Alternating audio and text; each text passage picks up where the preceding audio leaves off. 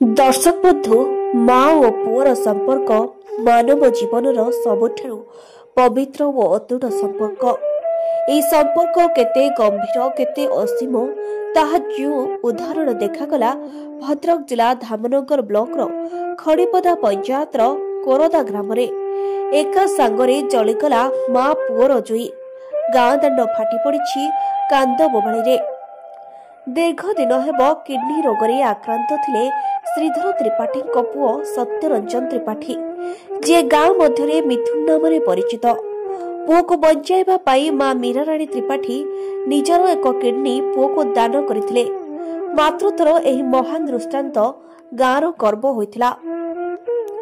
विभिन्न समय अभाव और अनटन मध्य बापा श्रीधर पुओ को भुवनेश्वर आपोलो हॉस्पिटल चिकित्सा कराइथिले। आज सकाळे सत्यरंजन असुस्थ होई पड़िबारु बापा गाड़ी रे नेथिले आपोलो दिगरे, किंतु जम छकी बसिथिला अधा रास्ता रे तांको जीवन हरिनेला। पुअर मृत्यु खबर घर को आसी पहुंचीबा पूर्व मां मीराराणी हठात हृदघात परलोक गमन करथिले। एका समय दुई मनुष्य नुहे दुई आत्मा आपस रे मिसिगला। मां और पुअर से अतुट ममतार संपर्क। दुहे मां पुओ मर शरीर जाजपुर जिला बैतरणी दश समेध घाट एक सांगरे शेषकृत्य संपन्न होइछि। गाँव शोक आकाश छुआ सबुठी मां मिथुन नाम आखि जल।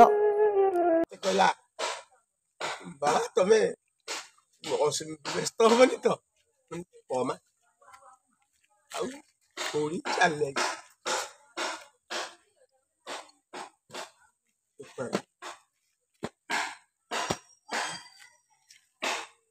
किंतु ता पूर्व दिन रात्रि से गोटे कथा मते कौन कहला कथा होची पुअर जे सुविधा है जे मु आउ पहुंची पारिबि ए कथा मते ता पूर्व दिन रात्रि 11टा बेले कथा पदक कहिथिला। से परिस्थिति रे मां पुओ दुई जने जाके गोटे जुईरे। सत्यरंजन जड़े मेलापी शांत और भद्र युवक थिले जे आखंडल मणि मंदिर सेवायत भाव परिचित थिले। तांको ओ मां को अकाल मृत्यु गाँ को हतचकित करदैछि। मां और पुअर एही जीवन गाथा देखाइछि ममता और मृत्यु मध्य केते गभीर संपर्क रही। भद्रक जिला प्रतिनिधि सीताकांत विश्वाल रिपोर्ट कलिंग 7 न्यूज।